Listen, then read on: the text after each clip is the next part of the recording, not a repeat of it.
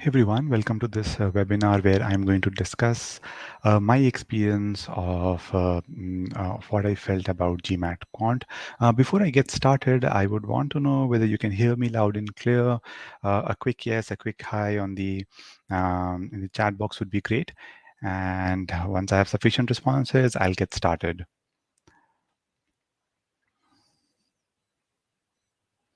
I'll wait for a moment. So if you can hear me loud and clear, a quick yes in the chat box, guys. Okay, that's great. So I can see that you all can hear me, which is great. So let's get started.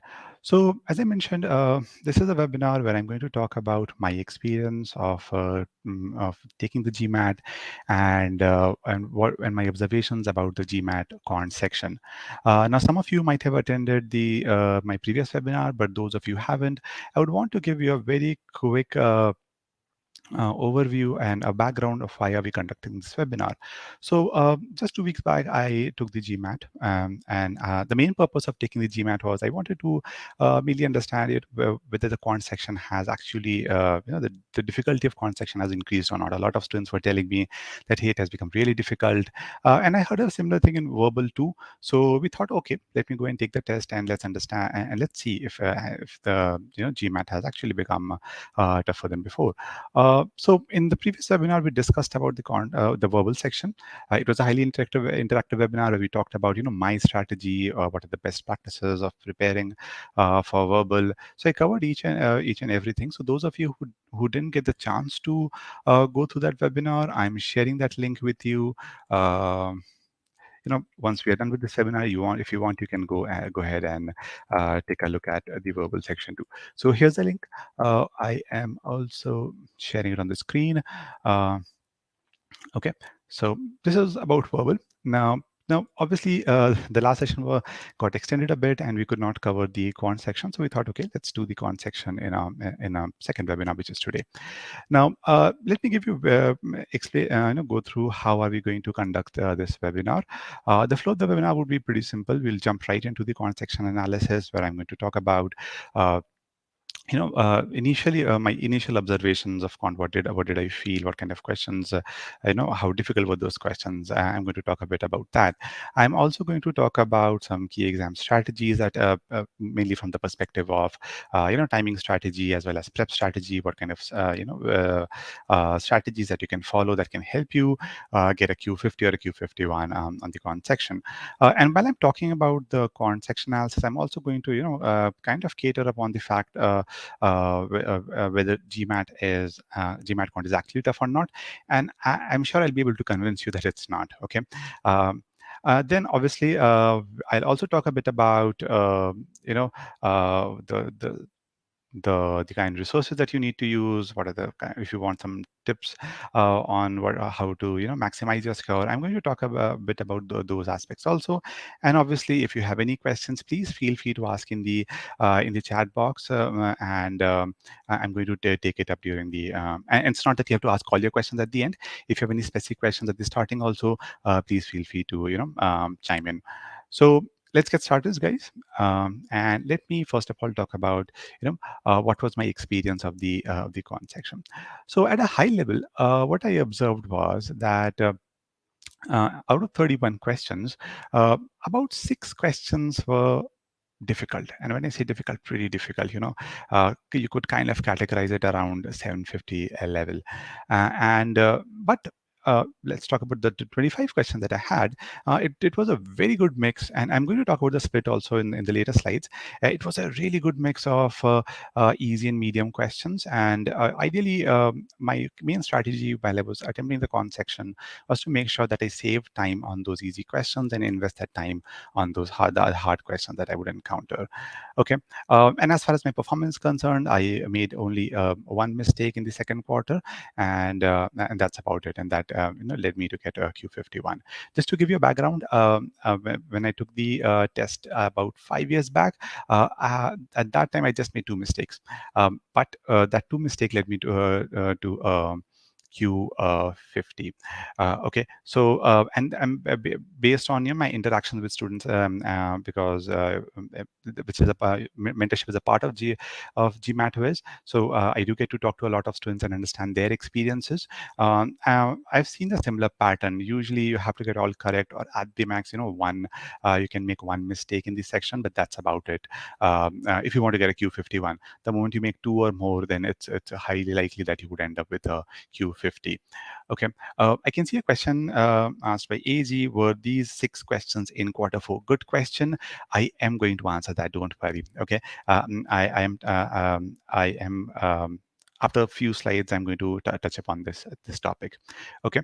Uh, but let's answer the main question, okay? Because as I said, for 2 years, I've been hearing this, people coming and telling me the pattern has changed a bit. I'm getting some weird questions out there. So it's getting very difficult for me to get a 49 or a 50. What should I do?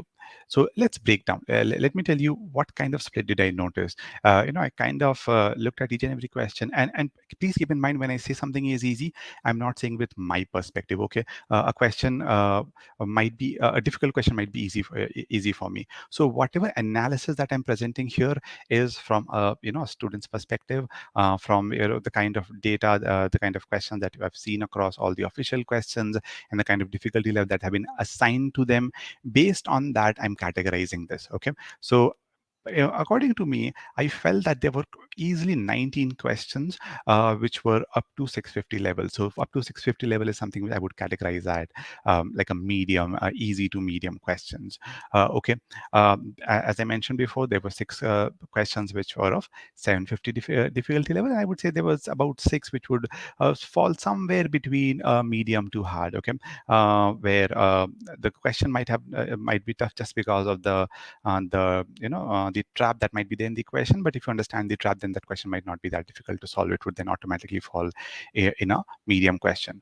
So let me spend some time here and make you understand why this split is important. I got a Q51, and in this Q51, I had 19 questions which fell in the up to 650 level category, which is quite a lot, right? And based on our observations, and there's always a condition applied, just to let you know, don't whatever I'm going to say now, just don't take it literally. Based on our observations, what you have seen, barring the 3 experimental questions, if you are able to, if you make just 4 or 5 mistakes, then you usually end up getting a Q50, and when you make about 6 mistakes, then it's like a touch and go. You might end up with a 49, you might end up with a Q50. Okay, now try and understand this. There are 19 questions, right? If they're in the easy medium questions, I usually expect people to get all of them correct, okay, or at the max make 1 or 2 mistakes. So there's a good chance that you may be able to get about, say, 18 questions correct out there. Now, out of 20, now whatever is left to get a Q50, you just need to roughly get about 6 more questions correct. Let's put it this way, okay? 24 questions correct. So tell me, what do you think? Can't we get 6 questions correct out of these 12? What do you think? Would it be that difficult to have a 50% accuracy in in medium, hard, and hard questions? What's your take on this? I've been monologuing for a long time, so I want to know your opinion. What do you think?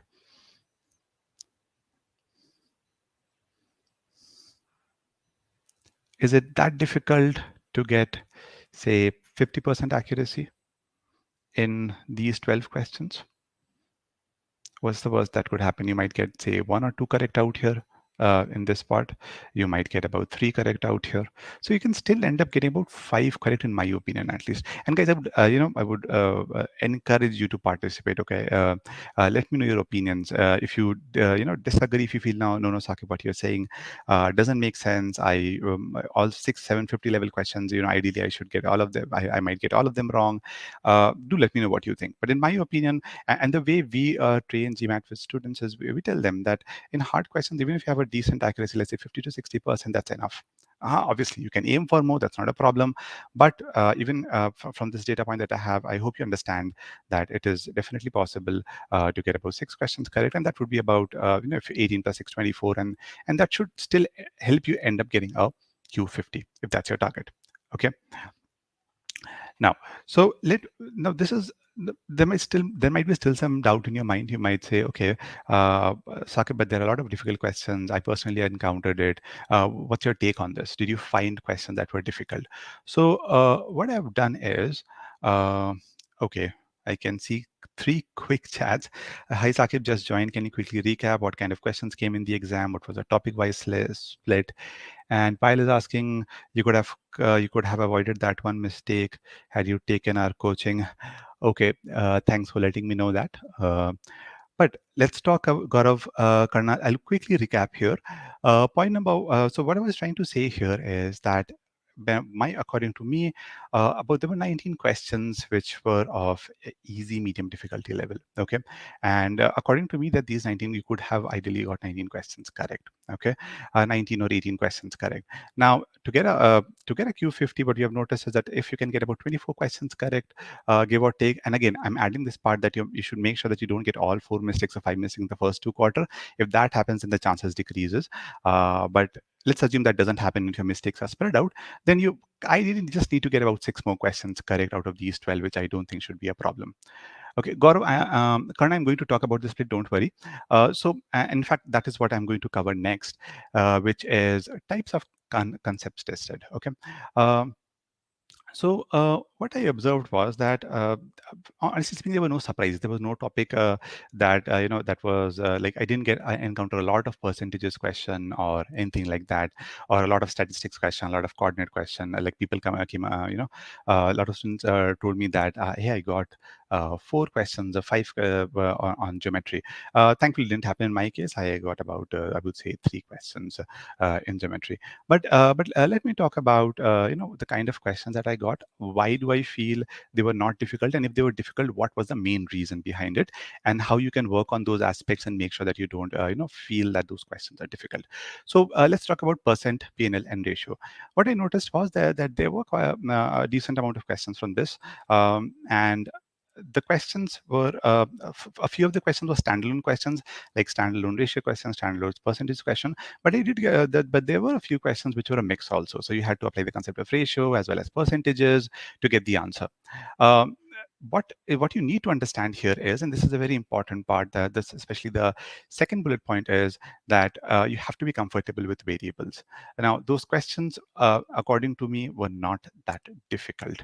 Okay, the only thing was that you have to have that confidence that, okay, there's no variable mentioned in the question. So let me take, if the revenue is given, let me take it as R. If profit is not given, let me take it as P. If it's increasing by a certain percentage, I should write it at 1.2 P. Those kind of things, you have to be very comfortable with it. Else you might find those kind of questions difficult. Okay. Uh, the as far as the second aspect is concerned, I used to hear a lot that the questions were quite calculation intensive. Okay, it used to take me a lot of time to do the question. Now I do agree that I felt at in a few questions that this calculation is, I really don't want to do it. A lot of calculation, but. If you ask me, Sakib, can I do this calculation in 1.5 minute? My answer would be yes, you can. That's not a problem. I have seen people waste a lot of time just thinking about what approach should I use, what shortcut should I use to simplify this calculation. Obviously there are ways to simplify calculations, and we have discussed this elaborately, the GMATWhiz course, if you want to go ahead and look at it. In fact, we also have a separate lesson on translation where we talk about how to take variables, what kind of variables you need to take. So if you're someone who struggles with variables, you should definitely look at it. But talking about calculation intensive part, okay, what I did, my simple strategy, okay, uh, I set up my equation, read the question, set up my equation, and if I felt that there were a lot of calculations, I try to see that, okay, how many steps are involved. Is there a way I can simplify it or not? If nothing was, if I couldn't think of anything instantly, then I simply did my calculation the way you do in any, the way we have been taught in school, as simple as that. Okay, it took me a minute to do that calculation, but that's fine. As far as the translation part is concerned, it would take you about 30 to 40 seconds, and reading time, let's say 30 seconds. So you'll still be able to complete that question, say in 2 minutes, 2 minutes 15 seconds, but you will not take more than that. So my advice would be, if you come across a calculation intensive question, have a clear strategy. If you can clearly see how to simplify it, well and good, go ahead and do it. But if not, then go ahead with the calculation. Don't waste time thinking what would be the best way to solve it. So for example, if you have 1972 by 1.2, and if you start thinking, okay, what should I do? Should I simplify this or not? And if nothing clicks in your mind, just simply do the division and get the answer. That is what I would say. Okay, but yeah, there were a few, one or two calculation based questions. Okay, I can see one question by AG is, when you categorize these questions, are these at the same level as an OG? I would say these level would be more accurate as far as GMAT prep questions, not OG questions. Um, but yeah, if you look at GMAT prep questions difficulty level, I've taken that as a base to take a call whether I should categorize the question as easy or a medium or hard. Okay. Now, so that's about word problems. What the other thing which I noticed, and an interesting thing which I noticed, was about divisibility factors and basically number properties. Now, there were few questions which were very direct questions. Okay, if you know how to find remainders, how to find unit digits, you should be able to solve those questions within 1.5 minutes. Should not take more than that. But there were a few really good DS questions, inference-based DS questions where you have to actually read the question really carefully.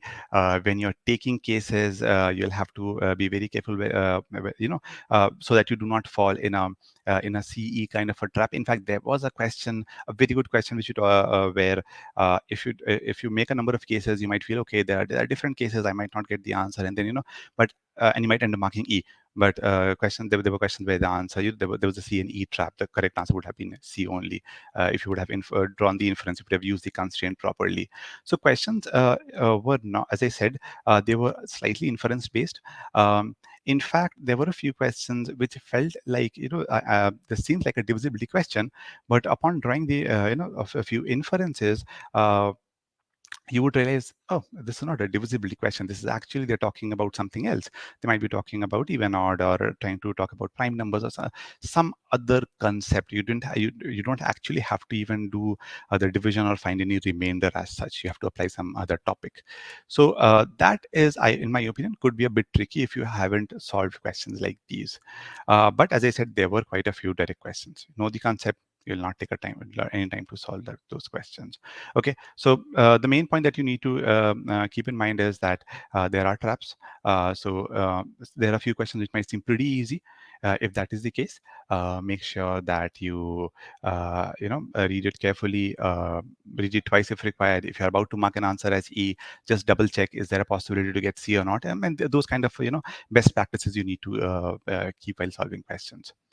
As far as a few tricky questions are concerned, a lot of people come up and ask me, can I leave coordinate geometry? Can I leave PNC, permutation combination probability?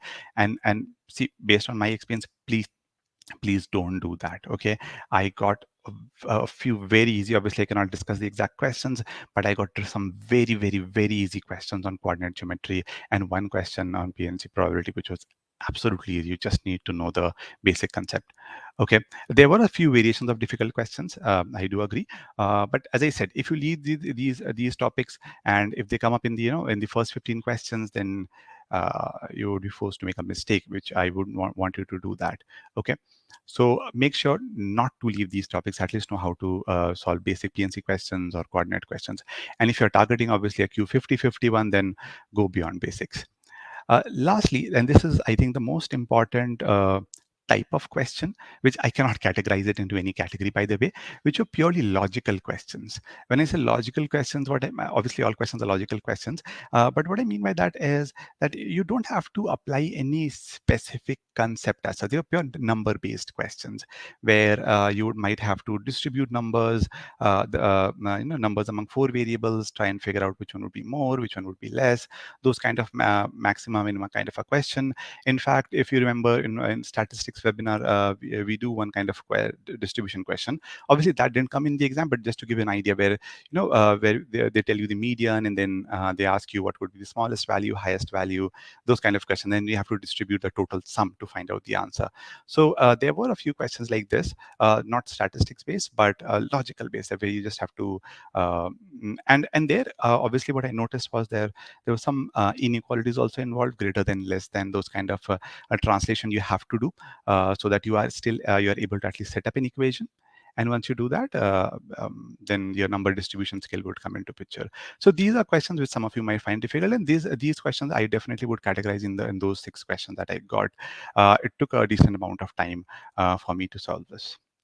Okay, I haven't talked about other topics, by the way. Out like there were questions on TNT, there were questions on fractions, functions, but those kind of questions were really, just direct concept-based questions. If you have practiced properly questions from these topics, it should not be a problem. I focused on these 4 because I felt that these are some these are places where you can either make a mistake because you might fall for a trap. You might be caught off guard when you see these pure logic number-based question, and you might feel they are like questions in word problem. You might feel that they are calculation intensive, but if you stick to a single strategy or methodology, you would be able to solve that question. Okay, I can see a few questions in the chat box. I gave the exam 9 September, got a lot of questions which were calculation intensive, translation was difficult, and a lot of application based question. Didn't get anything like combination probability. So that's if you didn't get it, then you're lucky. In my case, I got a few easy questions on coordinate geometry and a few on um, uh, the rectangle based questions. And PNC, obviously I got, as I said, only one question which was easy, but there were other few difficult questions. But the point what I'm trying to make here, Karna, is that don't leave a topic. Maybe on 9 September when you took the test, you did not get geometry. You might have not got any PNC question or coordinate geometry question, but next time you might. So the reason behind talking about this particular part was just to tell you, do everything. Okay, be prepared for everything. At least if you get easy ones, you'll be able to do it. Okay, and exactly. So see, I did mention this part. I did cover the calculation intensive part. So you have to practice questions, be comfortable, have a solid plan of action. How you want to do your calculation? Do you want to sit there, think for a minute or so on how to do the calculation, or do you want to, just go ahead with one method? So these are things that you have to be careful about. Um well, that could be possible, but that's very difficult for me to predict why exactly didn't you get. You could have got a few easy ones also, but that's something which I am not sure why you didn't get it. Okay, so I've talked about the concept. So I hope this part is clear, guys. What are the things that you need to focus on to make sure that you are prepared for these kind of questions?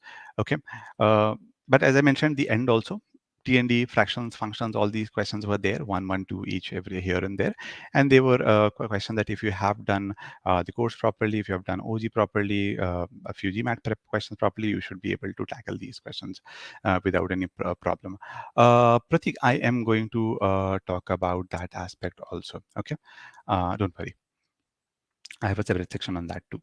But what I want to make you understand is, and we are still discussing this part, whether it is tough or not. So I've shown you questions that could be tough. I've also shown you a distribution also, like 19 questions, which I felt were up to 650 level, 6, fell in between, and there were 6 questions which were super hard. So how do I manage my time, and how should I maximize my score? So if you're preparing for the GMAT, try and understand, especially for the quant section, what we recommend is that at least for easy questions. So what I've done is I've kind of split those 19 questions in 2 parts, okay, just to give you a background. I said there were 19 up to 650 level, right? So I've broken down into 9 and 10, roughly, okay? So if they're easy questions, I ideally would want you to solve those questions in a minute and not more than that. What that does is that helps you save some time. It could be, I've written 9, it could be 7, 8, doesn't matter. But yeah, easy question should not take you 2 minutes to solve. Okay, if you're taking 2 minutes to solve, then that's a problem. Now let's talk about the remaining 10 questions and the 6 questions which I categorized at somewhere between 650 to 7.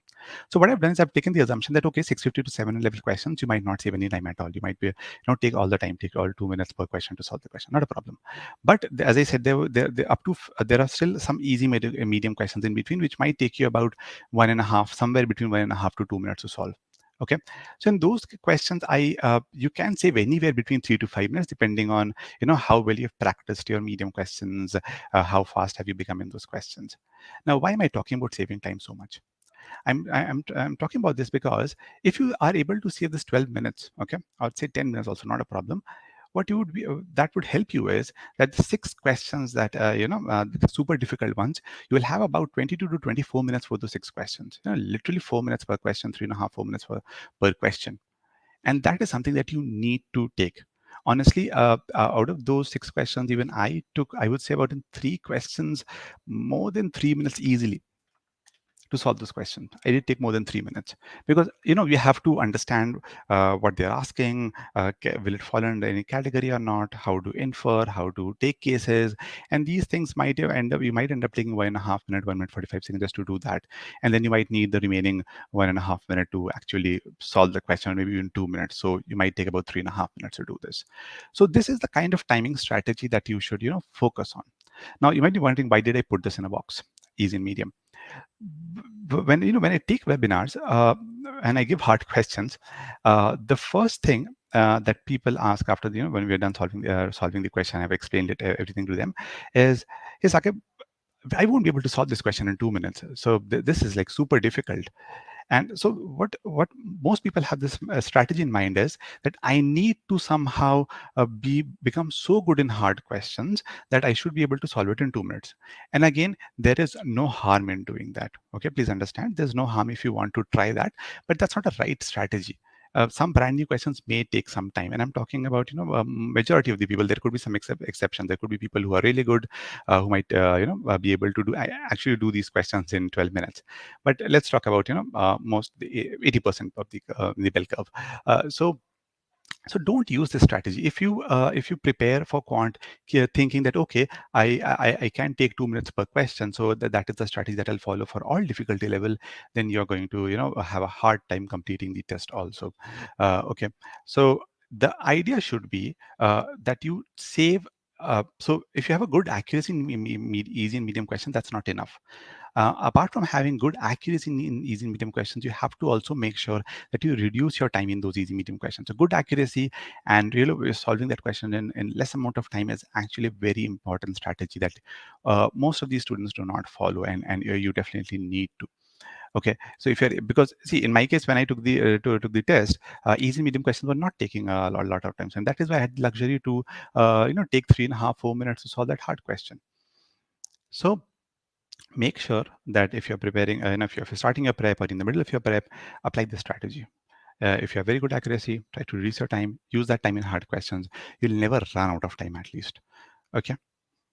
Okay, I have a few questions here. Pratik, I'm going to answer your question.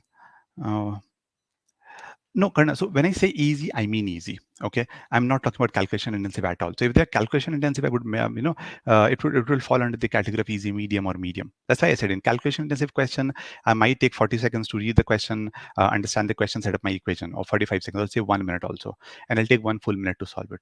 Not a problem. So those calculation intensive questions can very well fall under this 6 question category.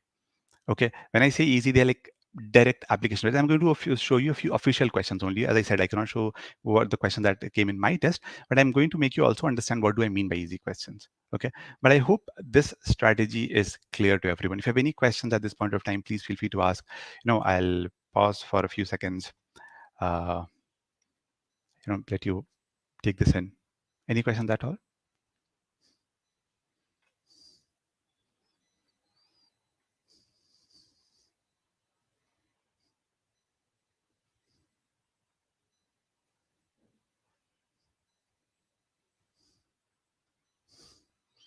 Any other observations? Has anyone else taken the GMAT? You agree with this? Did you find hard questions difficult to solve under 2 to 4 minutes? Under 2 minutes?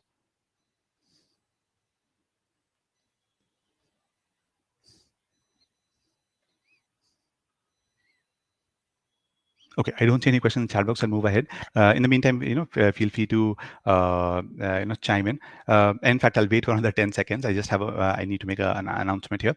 So, guys, we are running a sale on our private tutoring. So, uh, if you're looking to get some guidance on quant or verbal, or you want to learn more about these kind of strategies, if you hit a plateau and you want to do well in it, I would highly recommend taking advantage of this sale.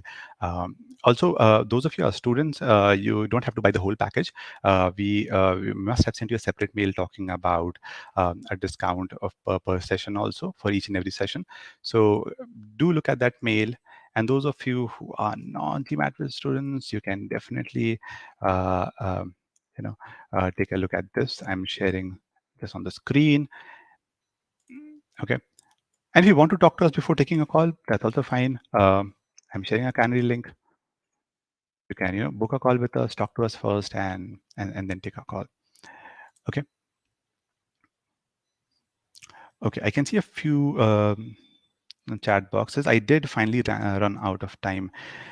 So yeah, that's what I'm saying. You will run out of time if you don't have a clear-cut strategy for timing on how much time you need to spend on easy, medium, hard questions. Then you'll definitely run out of time. In fact, I'll tell you one strategy which a lot of students follow when I tell them the first 15 questions are important. So the moment that they hear that the first 15 questions are important, they end up spending extra time on that. Really, they want to double check, which is not bad. You should double check, but you should double check within the time limits. If you have an easy question and you still want to double check it, do double check, but still mark that, mark your answer, finish it in 1 minute, 1 minute, 15 seconds. It should not go beyond that. Okay. Aniket, sure. Let me just share that with you. In fact, I do mentor students if you take up our online courses also. So if you want to get mentored, if you want to know how to the same kind of score, Q50-51, just feel free to look at the online courses also. Okay. I'm going to touch upon that, Karnam. Okay, how to improve timing without taking a hit. But there's one important aspect which I want to talk about before I take up your question. And Pratik, I'll take your question also. I remember that also, so don't worry. Okay, so there were few instances during my mentorship session also where people came up and told me that I got an easy question in the middle and I wasn't sure whether I was doing well or not. I felt I might have made a mistake, so I ended up it lost most. Basically, the student lost the motivation and did not do well in the rest of the section. And I've seen quite a few cases like these. So I want to talk about this aspect. Does an easy question in between indicate that you're doing bad? Okay. In fact, just to let you know, I did when I'm talking about those 19 questions, and there was one question which somebody asked in the starting, right? Whether all those 6 questions, tough questions, were at the end easy. I think you asked me that, right? So what you need to understand is that it's not that the graph keeps on; it does keep on going up, but it does not mean that each and every question that you get in a particular section will be hard only. Okay, I did encounter quite a few easy and medium questions in the middle. And I did not panic, just to let you know, I went on doing it. And I've just taken 2 official questions. Okay, I'll pause here for a minute, read both these questions, and tell me, do you think that these are super hard questions? Again, a disclaimer, these didn't come in my test, okay? But I wanted to make you understand what do I really mean by easy and medium questions in the middle. So take a look and tell me what you think.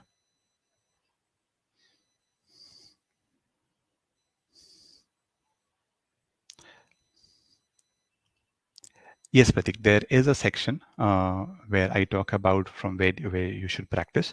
In fact, it is just after this section only, after this discussion. Aniket, you have the option to take a free trial. Okay, so you can just sign up. Sign up for. You should see a button on top right which says "Sign up for free." Just click on that, try out a course, and then you can take a call later on whether you want to buy it or not based on your experience. Okay, guys, what do you think? Are these 2 questions? You don't have to solve it. Okay, you don't need to tell me the answer. You just need to read and tell me what do you think. Question number 1, question number 2. What's your take on these? Are these difficult questions? Are these do they fall in the category of medium? Are they super easy questions? What's your take?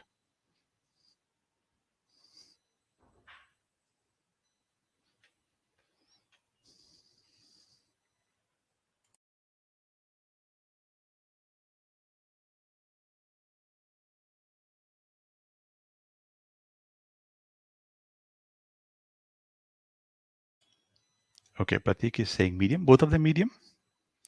Okay, Sachin is saying Karna easy. Sachin is saying easy. Oh, Karna, you're saying medium. Okay. Okay. Anyone else wants to chime in? Aniket is just a part of it. Obviously, I cannot give the full course as a part of a free trial. Okay, so I can see people are saying easy and medium. So think about it in this way. Let's say for a moment, let's accept the fact that these are two medium questions. Let's say you get these kind of questions in your third quarter. Now, what would you think? Are you doing well or are you not doing well in the test?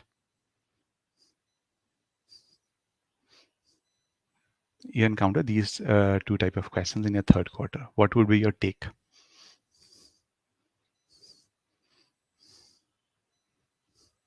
Okay, Pratik is saying not doing well. What about the others?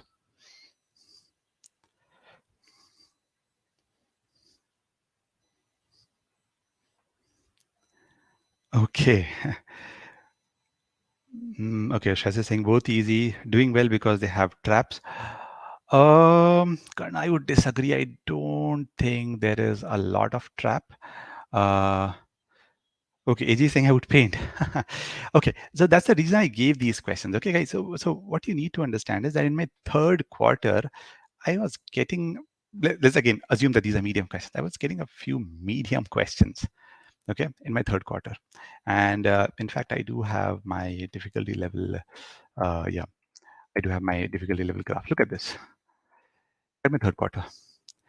The accuracy level did drop, by the way. Okay, I made one mistake in the second quarter, as you can see. This was a super difficult question which I got wrong, and then the accuracy did drop, but it's still, somewhere in the medium hard level if you look at it. Okay, so if I get, if I would have panicked at this point of time by saying, okay, I've got this question. Uh, I am getting easy questions, so I'm not doing well. So maybe I might end up getting a Q44 or a 45. Where did I make a mistake? And if I start getting these kind of thoughts in my mind, then you may end up ruining your test. Okay. I just want to make it clear, clarify this, that there is a good chance that even if you're doing really well in the test, you may get a few easy or medium questions. According to me, the first one was, I would still categorize that the XYZ question as medium because a lot of people are not comfortable with variables. The second question, in fact, in my opinion, was still easy or easy medium. Okay. So if you're getting these kind of questions, don't panic. Okay, just believe in yourself. Okay, don't think that, okay, I might be doing bad, I might be doing well. It's an adaptive test. You never know what kind of question they might be throwing. What I realized was that in some cases, and this is my personal opinion, and I could be wrong about it, but what I feel is that they kind of average the difficulty level. Okay, so they might give you an easy question, they might give you a super difficult question, and kind of categorize the average difficulty level of that particular section as a medium hard. Okay, so I hope you understand the point that I'm trying to make. So in those 7 to 8 questions that you're getting in the third quarter, in the fourth quarter, 2 to 3 might be easy. Okay, and just one sec, guys, just one sec.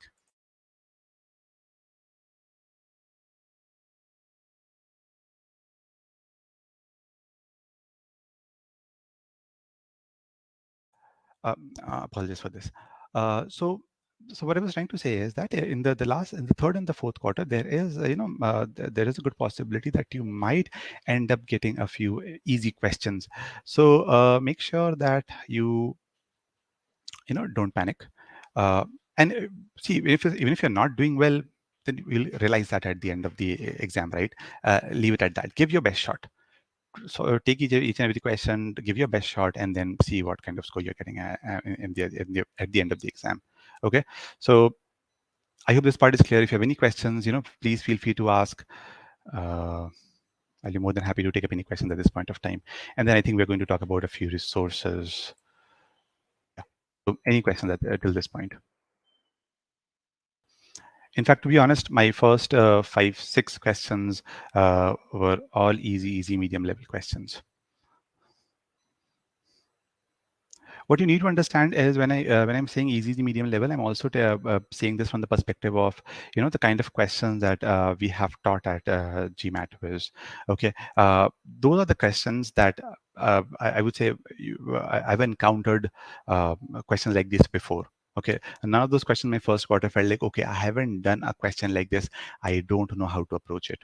Okay, and those 19 questions that I'm talking about, believe me, if you do your OG, if you do, GMATWhiz course or whatever course that you're using, properly, assuming that that's a comprehensive course, then I don't think you should have a problem in those 19 questions at all. Now, and in those remaining 12 questions, yeah, it's a touch and go kind of a thing, but still, 19 definitely. Um, is easy to solve. Okay, I'm saying relieved to learn this point. Yeah, yeah. Please don't worry about this. And same goes for verbal. Don't worry about the same thing in about verbal. Also, if you get an easy question, don't worry about it. Just go and solve. Go ahead and solve it. Okay. AG is asking what's the difficulty level compared to GMAT club test. Okay, that's a question I'll take up in this section. Okay. Uh, yeah, in fact, see, I've seen a lot of ESRs getting uh, notice one thing that it did not go really high. There are a few cases where I've noticed some of the questions were, touching the bar also. It did not. So you will mostly end up getting uh, easy, medium. As I said, there will be 6 questions somewhere here or there, which might be super hard, and they might, average out the difficulty somewhere.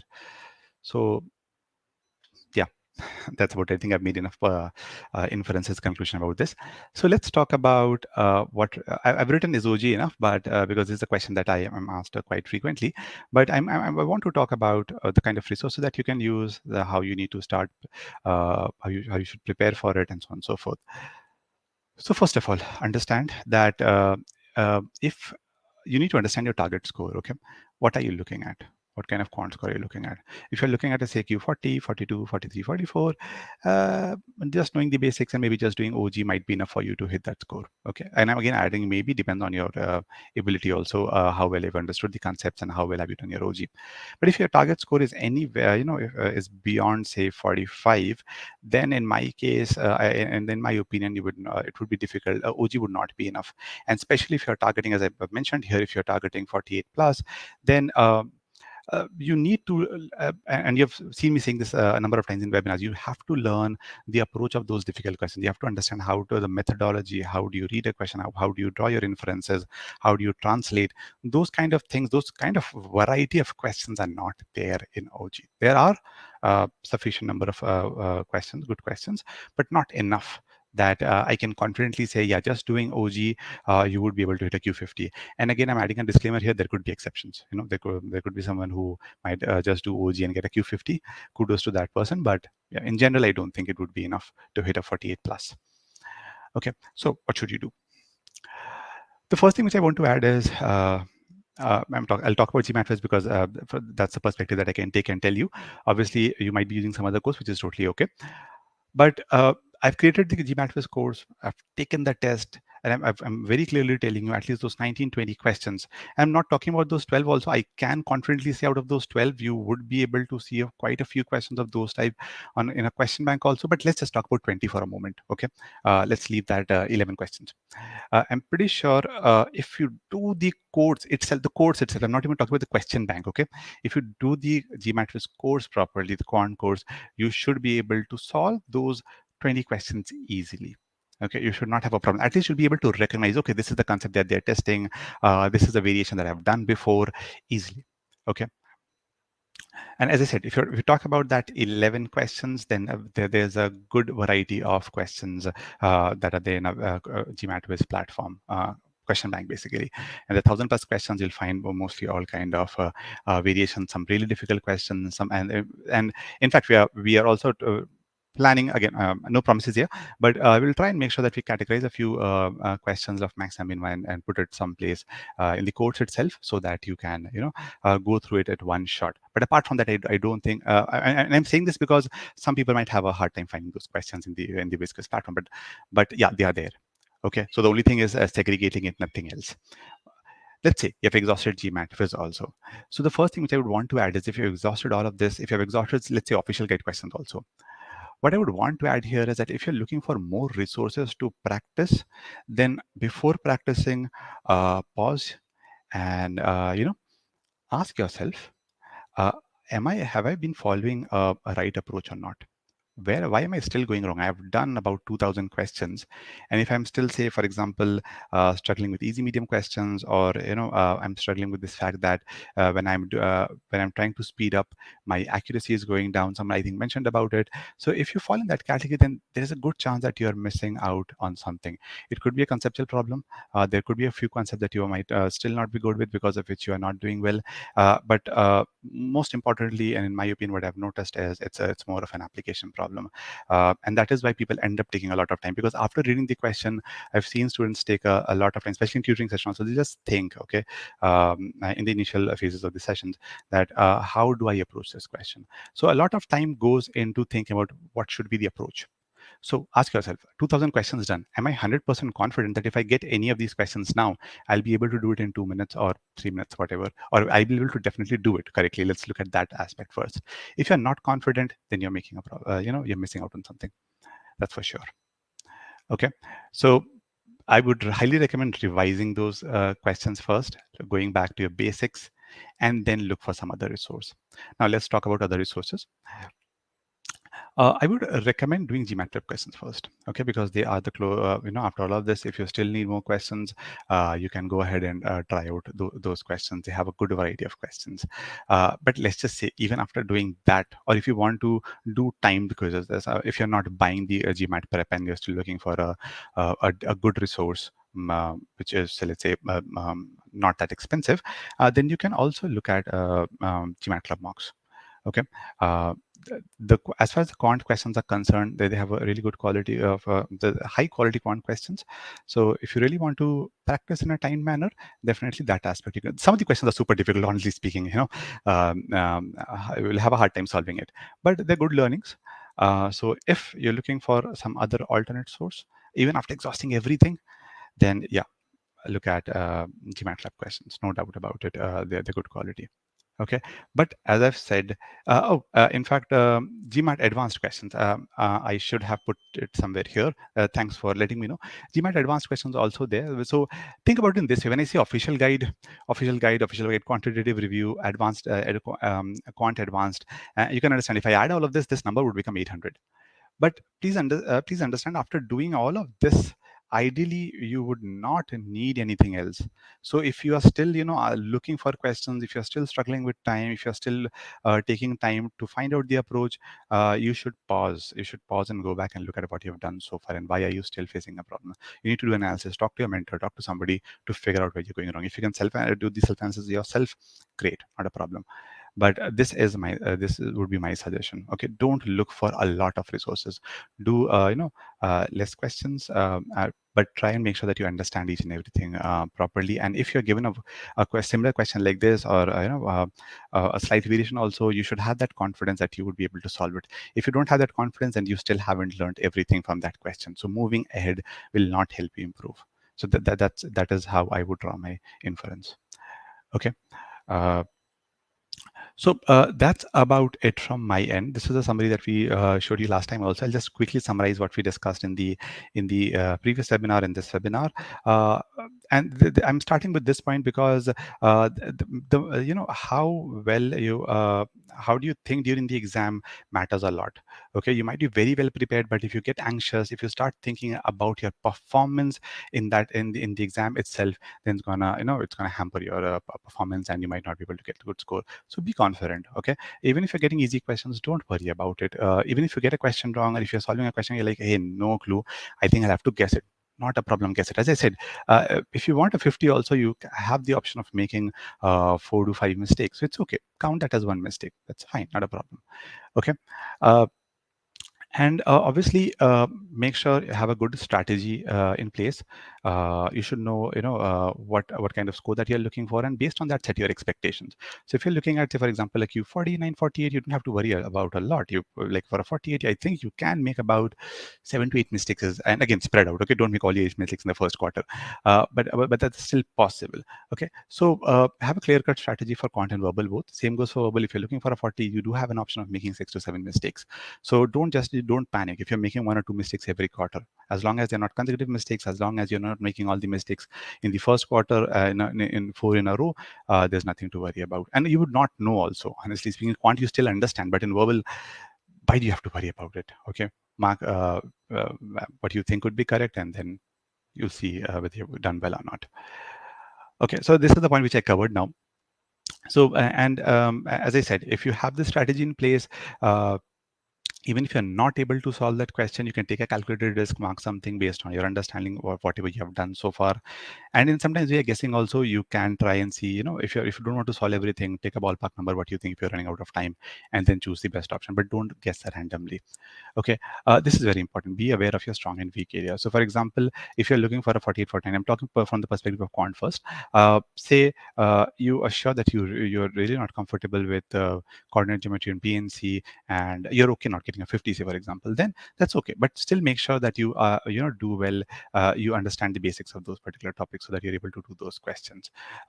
Be aware of your strong and weak areas from this perspective also. That if you really want to hit a 50, you need to know where you need to work on. So if you don't know that, then that's also going to be a problem. So as I said, if you're practicing questions, 1,000, 2,000 questions, you're still not doing well, pause, because that means you don't know what your strong and weak areas are. Figure that out first. Figure out what kind of mistakes you're making and why are you making them, and focus only on those areas, and you should be able to do well. Okay. And as I mentioned, GMATWhiz material official questions are enough. And if post that also, if you feel that you need anything else, then question yourself. But there's no harm in try. If you there's a possibility that you might have not started the prep properly. You might have exhausted your OG and those kind of stuff. That's still a possibility. Then in those cases, as I said, there are alternatives. There are GMAT prep questions, Quant Verbal Advanced. For Quant, you can definitely look at GMAT Lab contests. So these options are still available. So you can use those, leverage those. Okay. Last point, save time, please. If you're looking for the right strategy, you have to save time on easy questions and devote additional time on hard questions. If somebody I think asked, how do I manage this problem of when I increase my speed, I make mistakes. So that particular what that basically means is that you should not increase your speed. First, get to that level where you're pretty comfortable reading the question and solving, and you don't have to think a lot about the approach. The moment you're in such a situation, that means you would take time. So if you try and push yourself unnecessarily, you would make a mistake. Okay, once you get a good hang on how to approach questions, your time will automatically reduce. See, if I'm able to solve a question quickly, it's not because yeah, I'm a quant expert, but I have a good understanding of how to approach that question. That is why I don't take a lot of time, and that is why most of these students who do well don't take a lot of time in easy and medium questions. So build that capability where after reading the question, you should be sure that okay, this is how I need to approach it. If you haven't reached that level, don't focus on time, focus on accuracy. Okay, and as I mentioned, so if there are difficult questions, you would need time. So that is the way you can save it. Okay, guys. So that's about it from my side. If you think I've missed anything, please feel free to ask any questions. I am No, I'm just reiterating, if you want, our help in figuring out how to improve your time, if you want to help us, if you want us to analyze your strengths and weaknesses, if you want to learn anything about, GMAT, Viz also, I would highly recommend, setting up a one-on-one call with us. I am sharing the Calendly link once more. In the meantime, I would encourage you to ask any questions that you may have. Link, guys. And yeah, just a quick reminder. Okay, so if you want to take a few sessions, 1 or 2 sessions, just to understand, you can even take a demo session, paid demo session, and try and figure out whether this would work for you or not. And I'm pretty sure you'll find this useful, because we can definitely help you figure out what your strengths and weaknesses are and tell you what you need to do next. Okay. I'm sharing our email ID on the screen, phone number. If you want to get in touch with us, please feel free to do that. Okay, no questions? So, after hearing all this, what's your take on this? Do you feel relieved? Do you now have a clear strategy on how to approach quant section? You're welcome, Karna.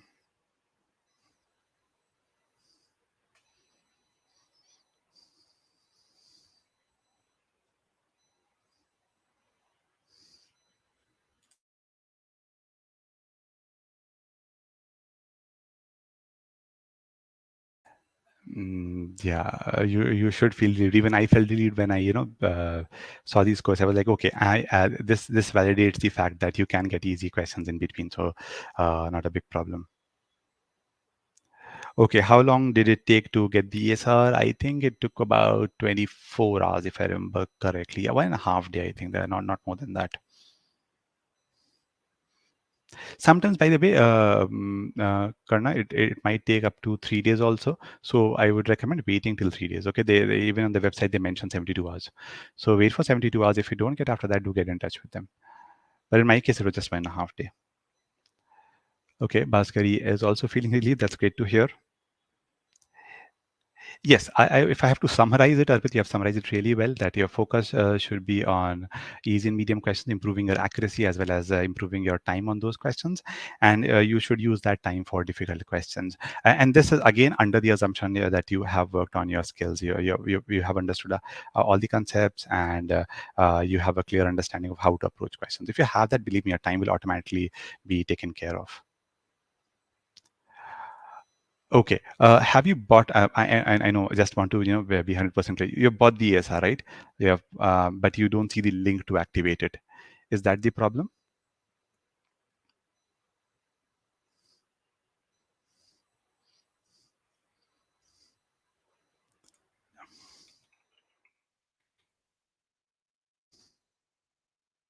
So I'm sharing this email ID. Just write to them.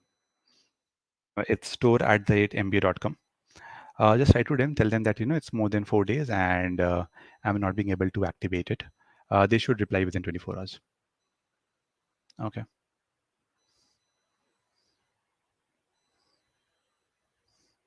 Any other questions, guys? Okay, guys, I'm ending the session. I think we are just crossing the 1 hour mark. So if you have any questions, the email ID and the phone number is on your screen. Do get in touch with us or book a call with us. Okay. Have a great day, guys. Bye.